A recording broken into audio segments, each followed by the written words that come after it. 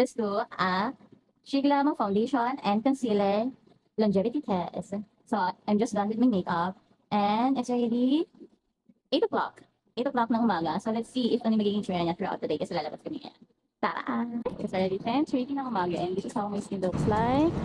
So 2.5 hours na, hindi pa rin siya nag-oil up. Super matte pa din ang finish niya. Kahit hindi ako nag-setting spray. And ang pinaka-pinang-set ko lang dito is yung setting powder. It's already 12 noon and barely lang din ako nag-oil up.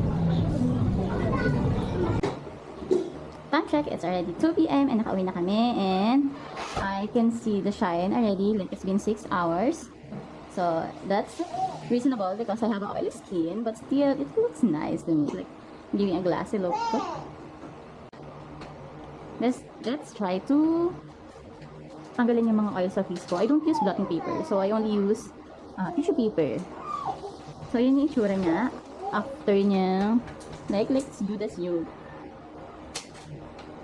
Bukod sa blush ko, hindi ako masyado nakakakita ng foundation ko is yung literal na sumama na siya sa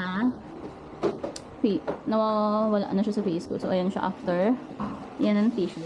And of course, there are some na na-transfer sa tissue because, of course, for early na me, no? But still, the coverage is still there. The foundation is still there. Still ita after 6 hours. So let's see at the end of the day. Time check, it's already 6 p.m. in the evening and 10 hours na itong makeup ko. And nakatulog pa ako nito kanina and this is what it looks like right now. As you can see, super ganda pa rin ng foundation ko and still there. And also, natutuwa talaga ako sa foundation na to kasi hindi talaga ako nag-oil up masyado kapag gamit ko siya. So ayan, nag-oil up lang ako ng konti since 4 hours na since last ako tinanggal yung oil ko using tissue paper. So ayan siya. So all of my colors are almost gone. So yung foundation ko na lang, konting eyeshadow, yung kilay ko, and of course, yung concealer ko, andyan pa din. Nakikita ko kasi yung difference ng forehead ko sa itaas, saka itong dito. Kasi nag-concealer ko from here, here, here, and here. So, it's still there.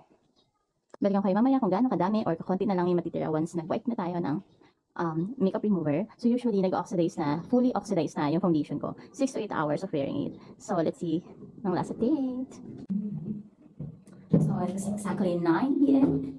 And 13 hours na yung makeup ko sa akin and ito na yung face ko. So, ayun na tayo. Kitang-kita na yung shiny na face ko. And remove na rin ako ng makeup kasi gabi na. So, let's see if may natira pang foundation sa atin. So, let's remove everything. Yung foundation part lang. So, as you can see, yan yung natural skin ko. So, definitely talagang nag-lash siya throughout the day. So, 13 hours. So, ito na yung natira. Na look. Super dami pang natirang foundation. So if you want more of this content, follow me and comment down below. Bye!